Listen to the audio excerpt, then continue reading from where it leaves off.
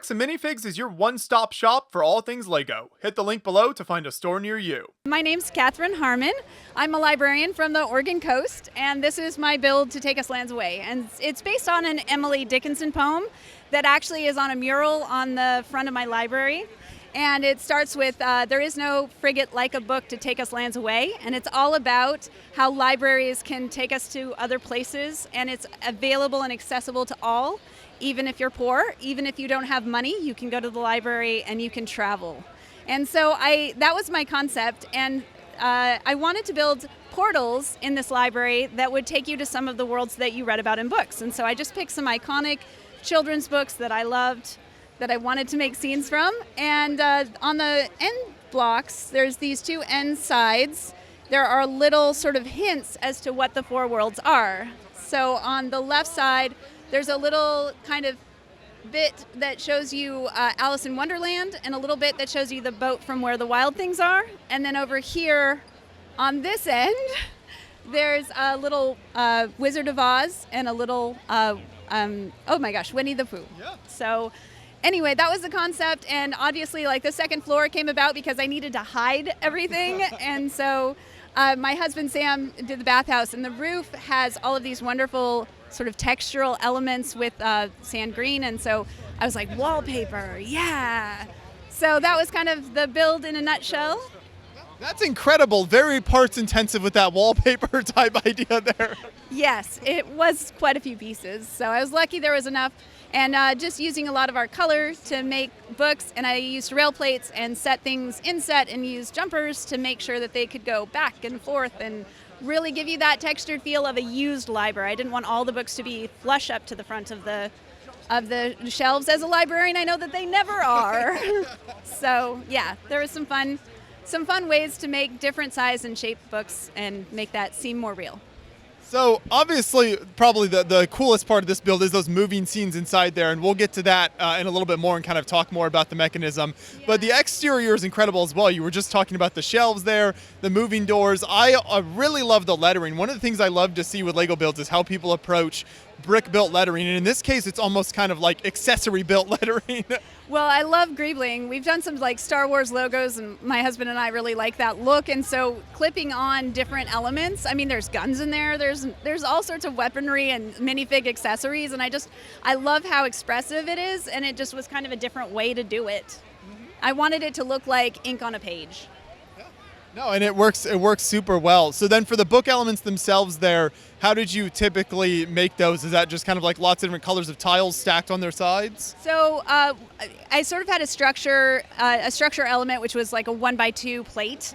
And then I'd throw tiles on the ends to hide the studs and just build up different structural ones. And as I got to the second floor, I realized, oh my gosh, if I make these shelves deeper, like say they can fit a 2x2, then I can use jumpers to get things like even more sort of inset or coming out, and I could use printed tiles and do fun things with that. So there's a lot of different textural elements to how those things can play. But yeah, mostly just colorful tiles and plates.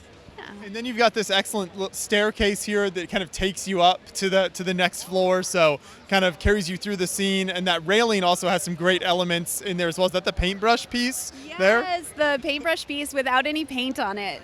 I really love that piece, and it seemed I was kind of inspired by some old libraries in England, and I thought, maybe I could make something that emulates a railing that I really liked. And yeah, that's what I came up with. And so we've seen now these doors opening and closing. Talk about kind of how you incorporated that into the build. How does that work? So I've taught LEGO robotics for 10 years now, and the EV3 is the workhorse of the LEGO robotics world. So it was really easy to incorporate a color sensor that senses tiles underneath the Lazy Susan, a motor for the Lazy Susan to turn the piece around, and the doors are operated on a medium motor that's also EV3. So the thing that was difficult with that was the Lazy Susan was actually a mock that I found on Rebrickable that could hold up to 80 pounds of Lego, which awesome, that's amazing.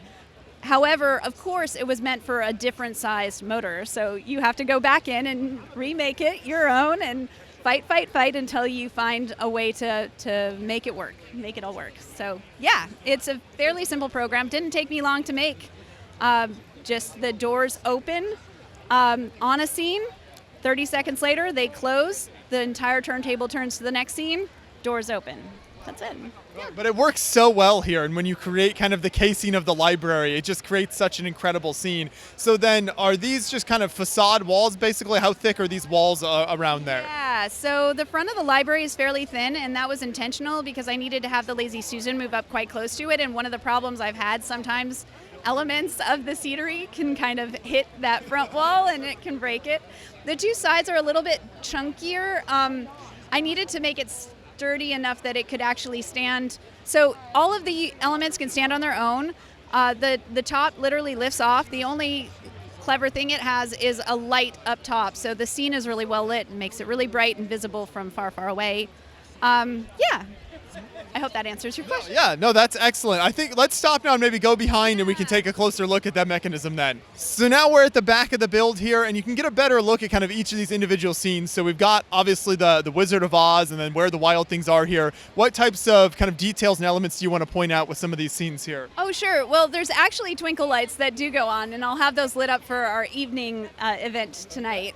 But so Oz, like the city, the Emerald City will light up, and a few other elements, the fireplace. But essentially, my goal here was just to try to give you a very quick glimpse into a world that you would immediately recognize, something that a lot of us have run into before, that we've seen and that we know really well and maybe have strong connections to. I mean, that was my goal. This is for a love of libraries, obviously close to my heart, so it's a passion piece for that. And the Winnie the Pooh is the only one that had any sort of set element basis. Obviously, this is close to the Lego set.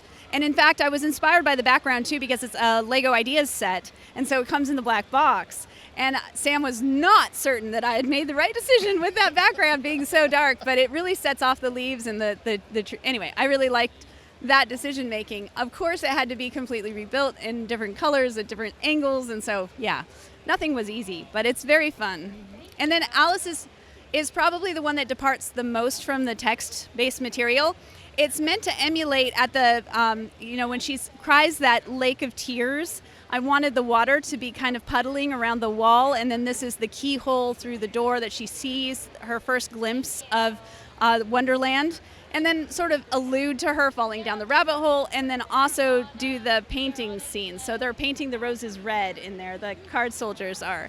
And that was just a fun way to sort of illustrate that in a unique way that maybe people hadn't seen before. Yeah.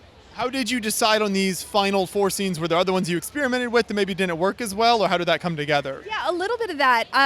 These 4 ended up on my short list of maybe 10, and after playing around with a few ideas and drawing some things on paper, I was like, okay, these are the ones I think I can do. And I haven't built a lot of characters, so you're really seeing my first character builds here in the monsters for where the wild things are. But I had a lot of fun really trying to get those expressions and that feeling and making posable characters that could like do the wild rumpus kick, you know. So it was really fun. There's a little arrow Akanen there. I don't know. Anyway. No, I mean, they're very recognizable, so I think you captured it really well. And the posability of the characters there is fantastic. Then setting the scene with using all those plant elements kind of stuck into the side is great. Yeah, going to Bricks Cascade is amazing because they give you bulk Lego. And so those green plants and the window treatments at the top were some of the bulk parts we got last year at Bricks Cascade. So anyway, that was a fun way to use them.